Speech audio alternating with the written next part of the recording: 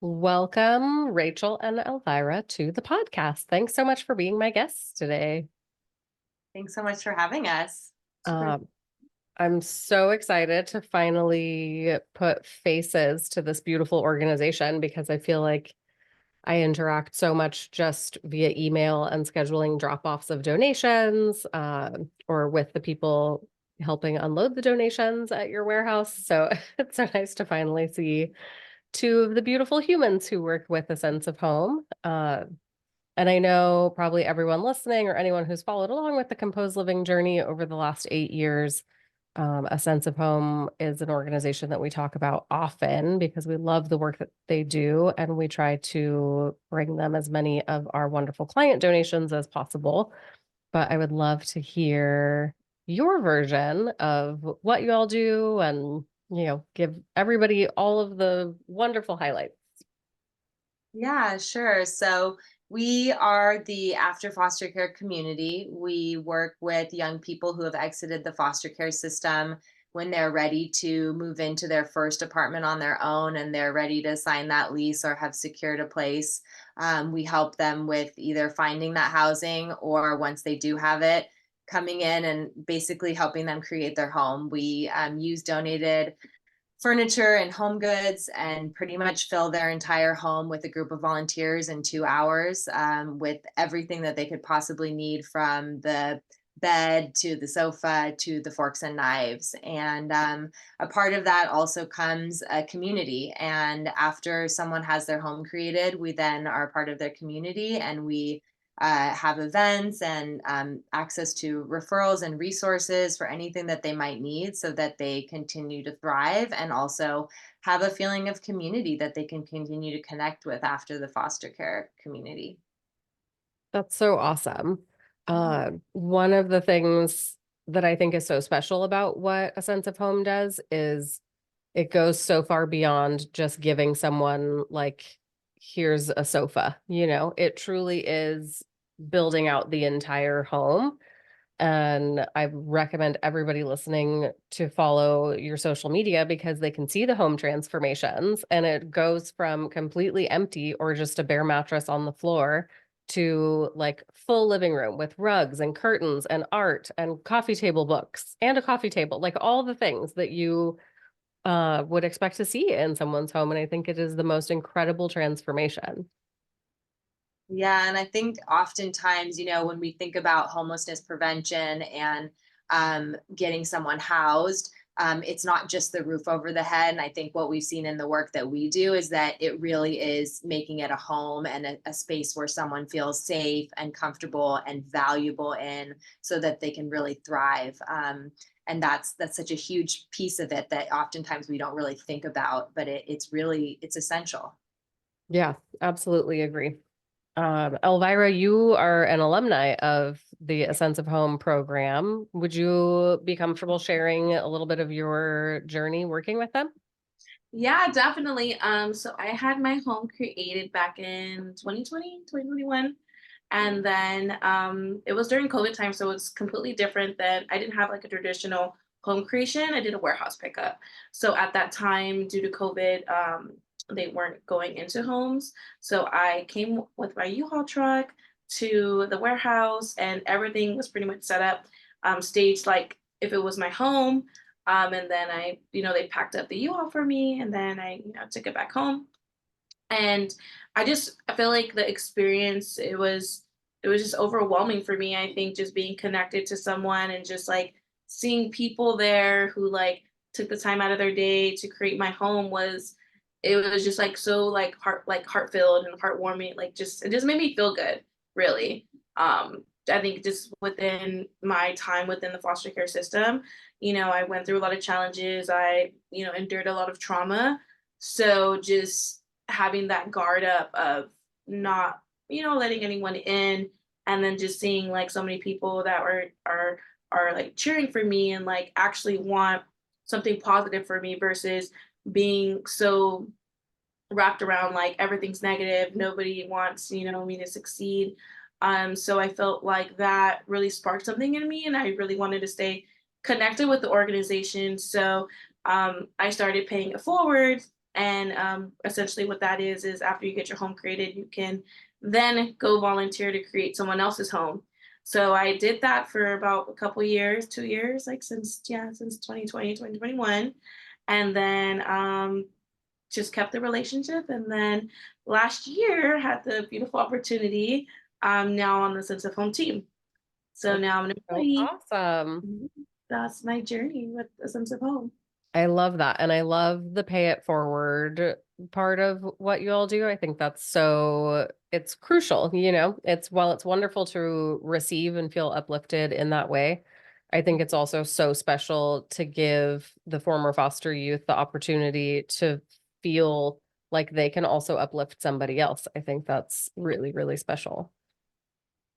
Yeah, I think it's super empowering. And I think there's something too in that like peer-to-peer mentorship that happens, like you said, Mhm. that I just think it's amazing. Yeah. I didn't realize, because we focus so much on what we declutter from people's homes, I really am more familiar with the donations that you all accept and obviously the home creations, which is how they're used. But you mentioned that you have a whole bunch of like events and other services and resources for the youth that you work with. Can you tell me a little bit more about that? That's so cool. Yeah, so we have different events throughout the years. We have our summer celebration, we have a Christmas celebration. We also have we're going to be doing an appreciation for our PIFA, which is our Pay It Forward alumni, and our volunteers as well. And then what my role is a community resource navigator. So this is a new position that we're starting, and essentially I will be reconnecting with them. So after a home creation, reaching out 30 days, 60 days, 90 days, to make sure that hey, how's everything going, um, if you need any support, whether that's through education or employment, being able to have um, for me to be there to connect them. And then we also have our scholarship, which is amazing. Geneva Bell is the one that funded that from Ruggable. So we have 12 scholarship recipients. They all received a scholarship for college. So they got that financial assistance. And then we also have another grant that we were that was given just a couple months ago, actually, too. So it's been amazing just to Wow. be able to give that. Yeah, it's been Mhm. so amazing. And That's Elvira is huge. one of the scholarship recipients Yes, I'm too. a You didn't recipient. even Yeah, I was like, mention you're not in your What? program right yeah, so now. I'm in my MSW. So before I got hired, I was a scholarship recipient. I am a scholarship recipient. So Mhm. yeah, it's for my master's program that I'm doing. Wow. Oh my gosh, congrats. That's major. Yeah. How far along are you in the program? I'm in my first year, so I graduate August of 2025. Wow, Yeah. exciting. Yeah. And then you'll be a social worker. Yeah. And then I'll be starting my 3,000 hours for my LCSW because I want to get licensed. Cool. Yeah. That's so awesome. I have so much respect for social workers. I think it is unbelievable the work that they do and the volume of caseloads that they have. Yeah. It's just extraordinary. I've volunteered as a CASA for the last 8 years. Well, that's Um, amazing. I love Casa's great. CASAs. I Yeah. yeah, love CASAs. You I you love being a CASA, but what was that?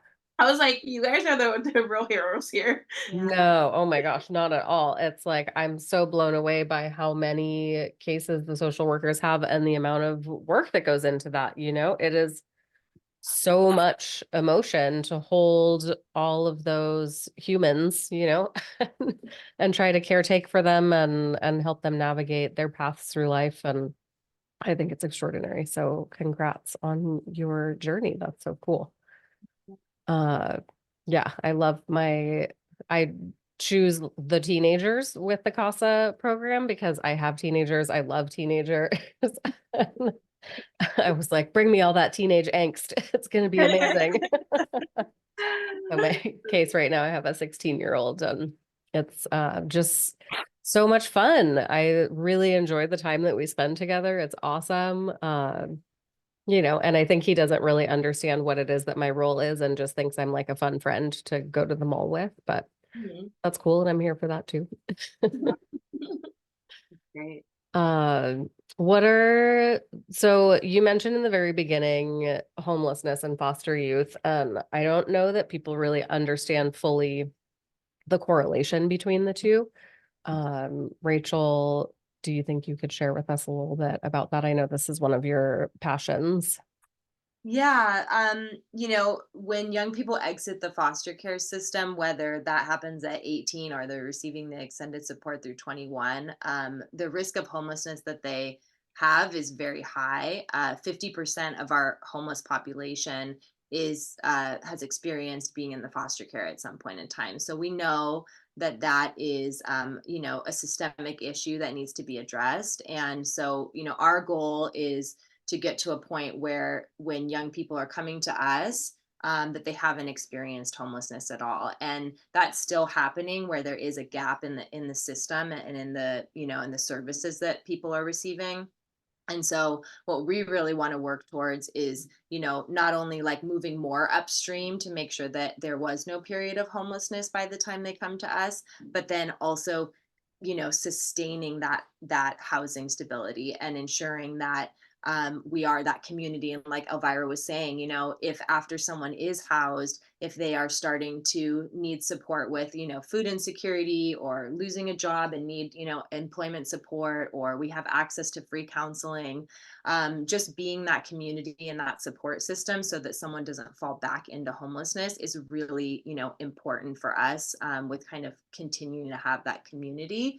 Um, and so, yeah, just kind of being aware that we know that this is a possibility, and how can we be that kind of like net, to help people. And and yeah, we have seen also, with our support and what we do, that we have a 93% housing stability rate after 5 years. Wow. So we know the importance of having a home, a real home, and we know the importance of having a community. And so that's why we're, super committed to continuing this work and expanding it too. That's so cool. Yeah. Do you feel like most of your alumni are like they take advantage of the community aspect? Like everybody's willing to participate? And yeah, that's so Yeah. great. I think everything that we've done in the history of this organization has come naturally and has come from listening. And I think we're very committed to listening to our alumni and hearing what their needs are. And so, even with the scholarship program, that was a result of hearing, our alumni say, there's no scholarships out there that help me, with the costs that aren't associated to tuition. Like how can we Oh, provide that then, right? And we've been having a lot of conversations and focus groups recently where they're wanting to, have life skills. Talk about like have someone like you come in and talk about, organizing in their home, have someone come in and talk about filing your taxes, or yeah. those types of life skills that, when you don't grow up in a household having, parents or support to kind of teach you those things, that they're wanting. And so, we're listening to that, and now we want to, launch a life skills program. So that's kind of how it's always come, is just naturally and listening and filling the need. That's, I think, the perfect way to grow any organization. I mean, you have to be listening to the people that you're working with. And I love that that's how the tuition program came about. Yeah. And also absolutely sign me up for any sort of life skills We would love training. that. And outside of like home organization, I always love talking about, time management, productivity, tracking, even for like your own goals and making sure that you're taking care of yourself. We focus a lot on mindfulness. Love And it. then before I started Compose Living, I also have a master's in organizational leadership and loved working with people on just like developing their goals and finding a path towards achieving them. It's still my favorite part of running a business is working with our employees and helping them navigate their journey through what they want to accomplish. That's great. Amazing. Maybe you'll want to be involved in the self-care event that Yeah. you're starting to plan. Yeah, I'm planning Yeah. a gonna be later on in this year. I'm doing like a wellness, like mindfulness event. Cool. Yeah, specifically like September-ish because that's when like people are like going through finals and just a day for them to come and like I want to do like yoga and like have sound bowls and stuff like that, just so they Oh, can just amazing. yeah. So I'm gonna be planning that. Well, if you need any recommendations for yoga instructors who'd be happy to volunteer their time, let me know. I'm actually Adriana. Sorry, Adriana, I'm going to volunteer you right now. Our podcast producer. She's also a yoga instructor. Oh, that's And I great. know, Adriana, you yeah, got yeah. it. We're just a one-stop It's shop over here, just you like his know? home magic. And For things real. just we say we put it out there and things just kind of happen. Yeah. Yeah. And it's so great because I've been trying to I would love to like expand on our relationship and feel more involved than just dropping off truckloads of donations. I mean, that's fun, but it's, the most fun I think is when you see, like get to interact with the community and see the impact of what it is that you all are doing. So yeah, Yeah, sign me up. we will. We would love that. Yes. Thank you. One of the things that we ask almost everyone, sometimes I forget because I'm not a great podcast host, is if there's one word that you have in mind right now as sort of like your guiding mantra, whether it's something you're focused on personally or professionally. For a long time, mine was the word joy, just as like a reminder for me to like, you can't experience joy if you're not in the present moment. And I have such a difficult time staying in the present moment. And now I've switched. I think we just did so much last year that I was like, now I'm exhausted. And now my word is simplify. It's That's like, a I good want to do a lot one. less of everything. That's a great one. I love that. Do you want to go first? Yeah, I can go. Okay. I think right now, like my word is like transformative. I think for me, um, yeah, I just think I'm in a very like I'm in a very secure place, I think, where I feel that, I'm really like transforming in my life. I think things have everything that I've just been through in my past. I think it's just really prepared me for this moment. And I feel like I'm very present. I feel like I'm finally in a place where I'm not in like survival mode because I feel like for so long, I was in survival mode and going back to like, like stability. I think that a lot of the people that we serve, right, they're in a place where they want to be stable, they want to be secure, and they're older. And I think that that's something that's really I reflect on is that like when you exit at 18, you're just mentally not prepared to be on your own. And a lot Yeah. of the times it's like, okay, you're 18, you're out of the system now, and you're expected to like be a real adult, but like at 18, who's really a real adult, right? So this year I'm actually turning 30. And I just feel like I'm just like finally just like secure out of that, survival mindset.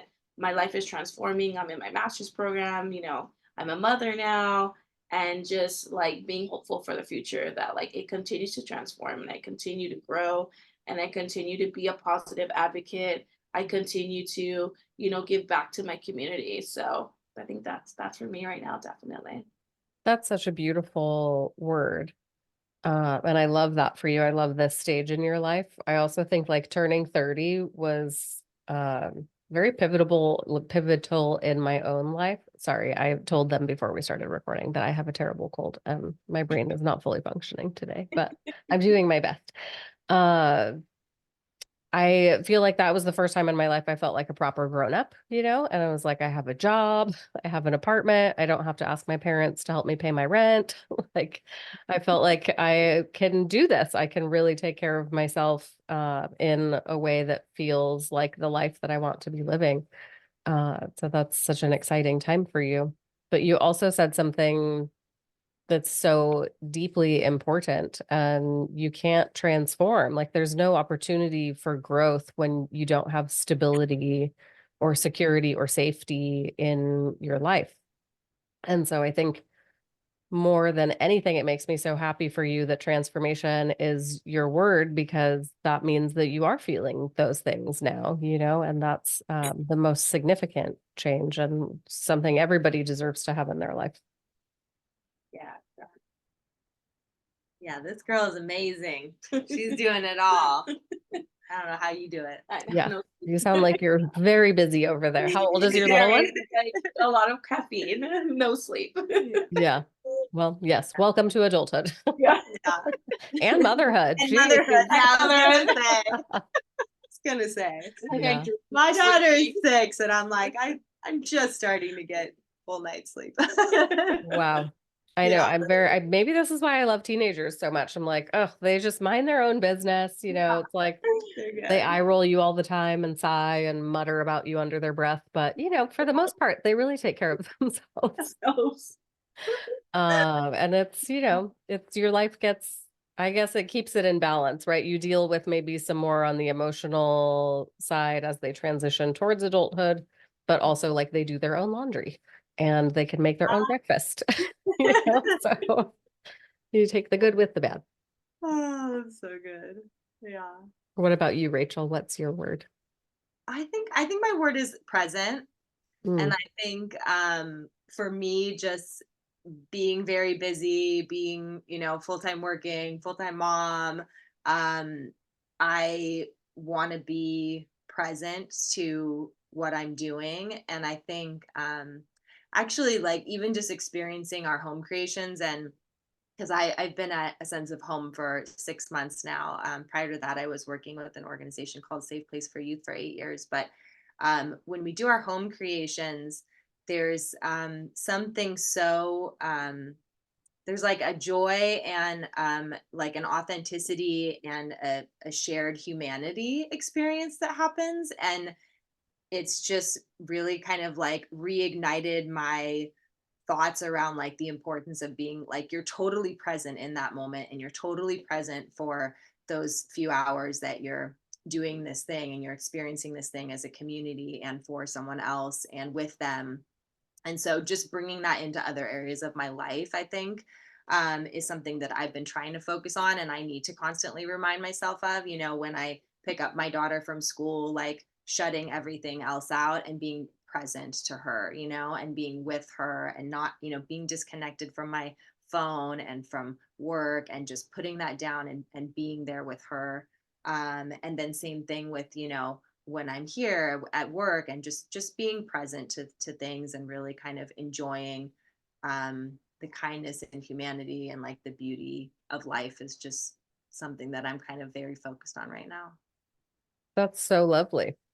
Yeah. What a nice way of explaining presence. It's hard.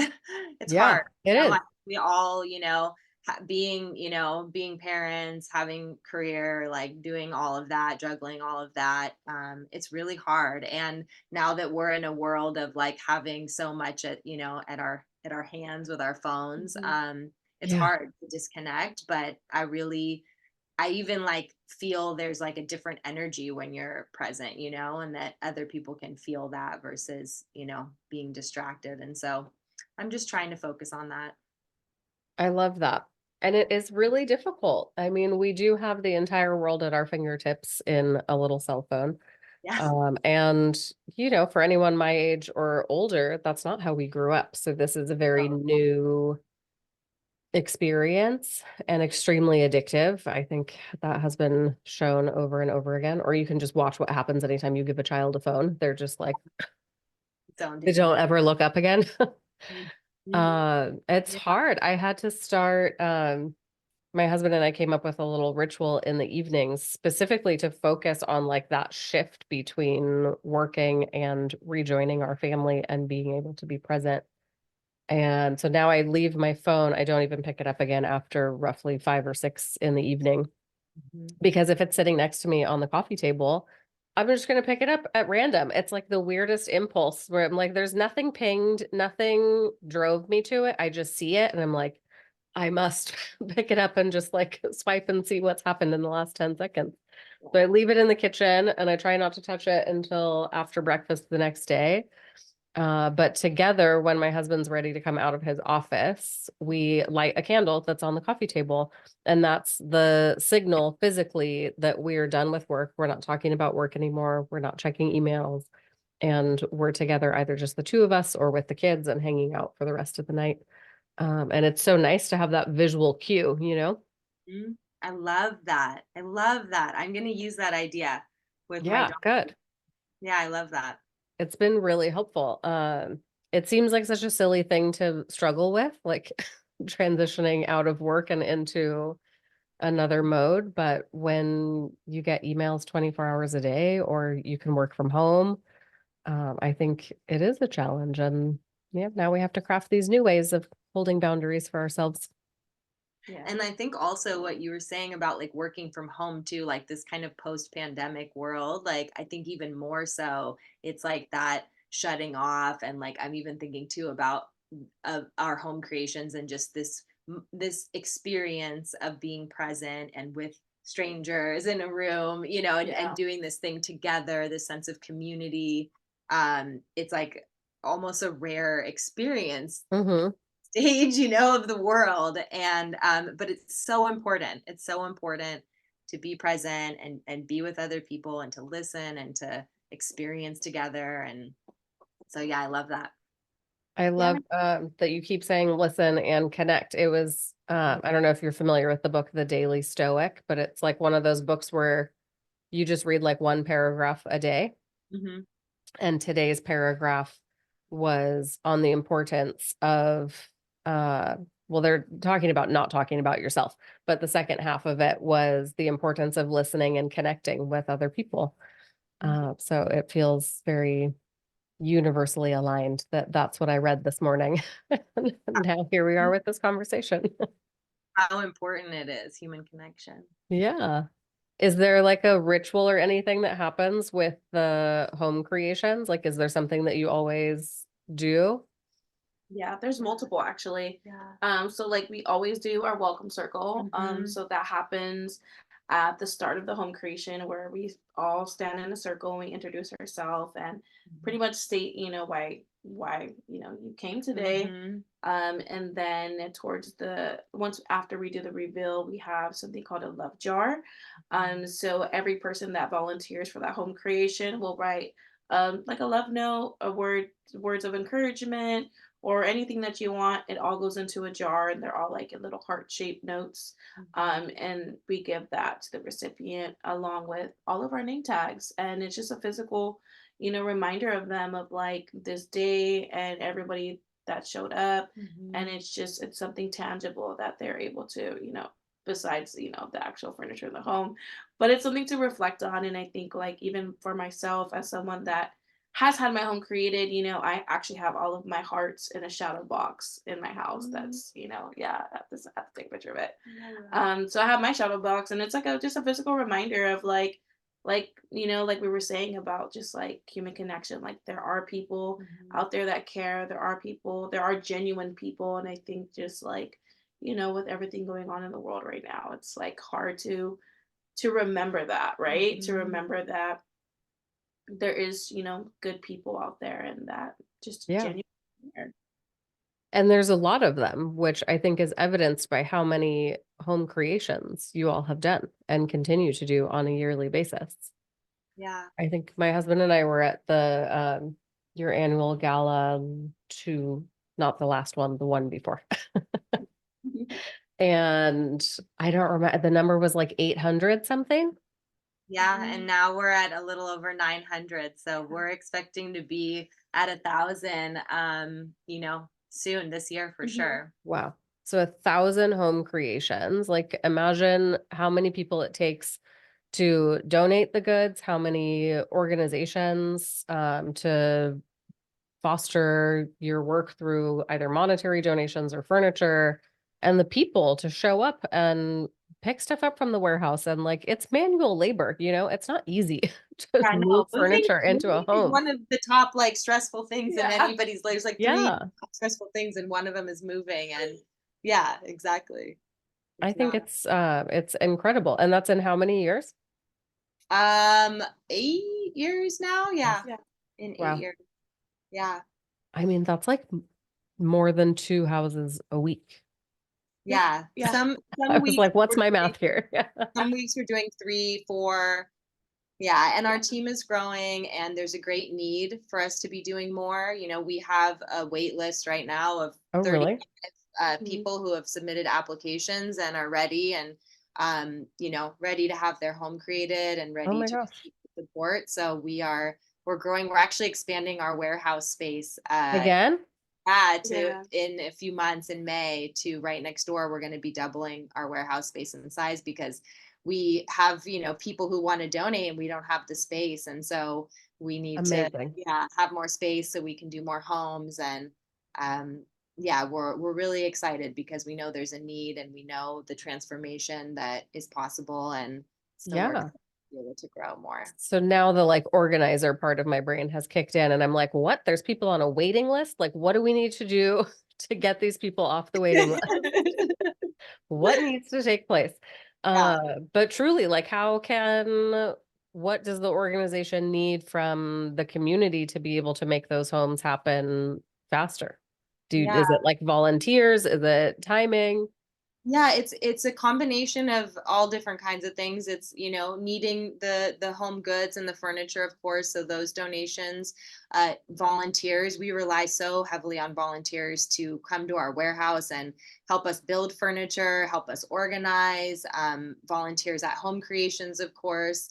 And then in addition to that, any kind of monetary contribution, like I said, we're expanding our warehouse, so there's but much larger rent with that. We need to hire more team members to be able to run our programs and services and make sure that the work that Elvira is doing, after home creation is still continuing. And so we're really kind of growing on all fronts here in Los Angeles. And then also our founder and COO are expanding nationally, and we're going to be opening a Sense of Home first in New York City. And so while we're expanding here in LA, we're also growing nationally because so many different organizations have reached out and said, how can we have a sense of home in our city? And so that's something that our founder and COO are really focused on right now as well. That's so cool. Yeah. Uh, I know. Now I'm like, oh, do I need Started. to go to New York and help with things? Figured. But Los Angeles we have the highest population of foster youth. Yes, we do. Wild. Yes, we do. We have approximately 1,500 around that exiting each year. And Wow. so yeah, we want to be able to get to a point. The goal is to be able to get to a point where we are able to help any person who exits the foster care system, and when they do, so that there's no period of homelessness or anything before they, come to us. What is the resource that sort of bridges the gap, or is there not one? I think it's, we're having partnerships with Department of Child and Family Services. There's so many amazing organizations that are out that are doing the transitional housing programs Mm. and things like that. And so just being a part of, advocacy work and systems change and partnering with all the great organizations that are out there to make sure that we're aligned and working together, to make sure that there's, continued care and there's no gap in between once someone exits out, and that they're continuing to receive that support, so that they can, become independent and get themselves their own place and have that stability. Got it. Yeah. I love all that sort of interagency collaboration. That's great. Yeah. Yeah. And we don't want to, we don't want to reinvent the wheel. We don't want to duplicate services. The reason that A Sense of Home was founded was because nobody else was doing it. And so, we're very focused on, we refer to organizations like Right Way Foundation and Foster Nation and organizations that have great career programs. If we have alumni who need supportive services with that. And so we're really interested in the partnership and the collaboration, and think it's really important that we're all working really closely together. Yeah, agreed. For everybody listening, outside of being a foster parent, what, Elvira, from your perspective, do you think is the most significant thing that people could do to help someone going through foster care? That's a good question. I think I think probably the first thing would be like educating, like just educating yourself on what it actually means to be a foster youth. I think that there's such a negative stigma with like surrounding foster youth that like, we're bad and like we can go to jail and like we use, like there's such a negative perspective. And something that I in conversations that I've had with people is like, there's such a negative, stigma and outlook on foster youth, but like I didn't choose to get taken away from my parent. Like we didn't choose to say like, hey, like let me become a foster kid, Yeah. and I feel like this stigma is very like centered around like it's something that we chose and it's not something that we chose. So I think that to begin it's just like educating yourself on like what it really means to be a foster, kid. It's someone that was removed from home, whether that's physical abuse, sexual abuse. um it's there's a reason why that person was taken away. And then researching too, like, ways to volunteer, whether that's becoming a CASA or donating your time, with us at a sense of home, where it's creating a home or building furniture.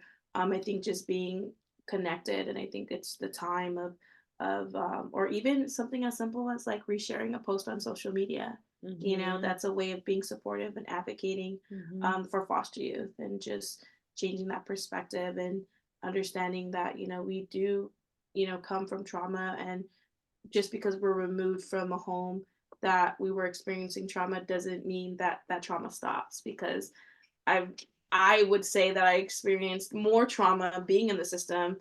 I would rather have preferred to be at home with my mother, because I knew what type of trauma to expect versus my experience within the foster care system. It was traumas that I had never experienced before, and I didn't know when it was going to come or when it was going to stop. So I think those are the ways, yeah, for sure, that someone could help. Yeah. Yeah, that's awesome. Thank you for sharing your perspective on that. I think education is such a huge piece of changing the narrative around that. And you're right. It's like everyone, even my husband, like he's a wonderful person. Um, but I asked him before we got married if he would ever be open to being a foster parent, and he was not into it. Uh, and we had to have very open conversations. Like he was concerned about the welfare of his two biological children because they were young at that time. And his perception was like, if we adopt a foster youth, it's going to be like a kid who has all these problems. And what if they're violent in the home? And I was like, where is this coming from? Because it's never the perception that I have had. But when we talked about it, he fully understood. We agreed that it wasn't right for us to be, we just don't have the space. And we already have three kids. And so I tried to find another way that I could be involved and help that felt meaningful to me. That's how I ended up becoming a CASA. Um, but yeah, I mean, that's like people who are really well educated in other areas of life, like still, it's almost like the mistakes of the parent get translated and put upon the child. And I don't understand where that comes from, that image or that perception, if it's just like media or like how people are shown. But it sucks. And I think too, I think like going back into like that perception, I think it comes from, when a child gets removed from the home, and then I think those behaviors that are displayed because, and this is speaking from someone that has not only been in the system, but has worked, like I have I've been 10 years within the nonprofit sector. So I've worked in residential group homes and things like that. And I think there's a stigma of like, they're so angry or they're ditching. And it's like, yeah, they just got taken away from their parents. That's Of course, Mhm.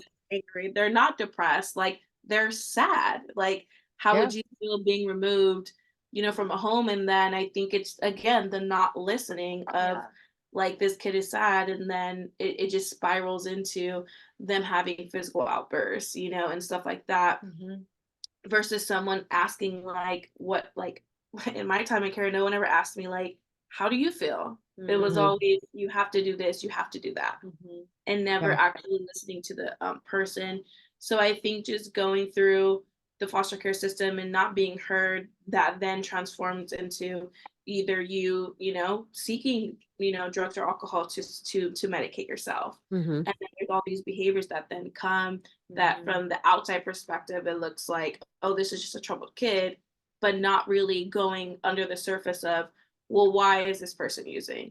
Yeah. Why is this person having physical outbursts, It's a symptom of their whole life Yeah. or the And what it all circumstances boils around it. down to really is like feeling safe, loved, valuable, Mm-hmm.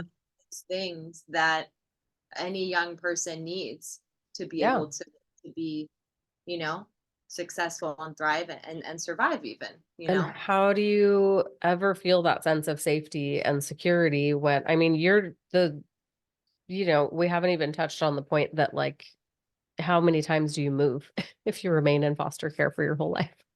The youth that I'm working with is 16 now, was placed in foster care at the age of 4 and has had 18 placements. Like how would you feel stable and cared for and secure when you're moving like all the time? Also, how do you get an education if you're so that's another thing. And this is I always serve as the educational rights holder because I do work with teenagers, and when you're moving to different cities, every time it's a different school and your education is not continuous. And in this case, the child was also hospitalized multiple times in between, and so missed a full year of high school.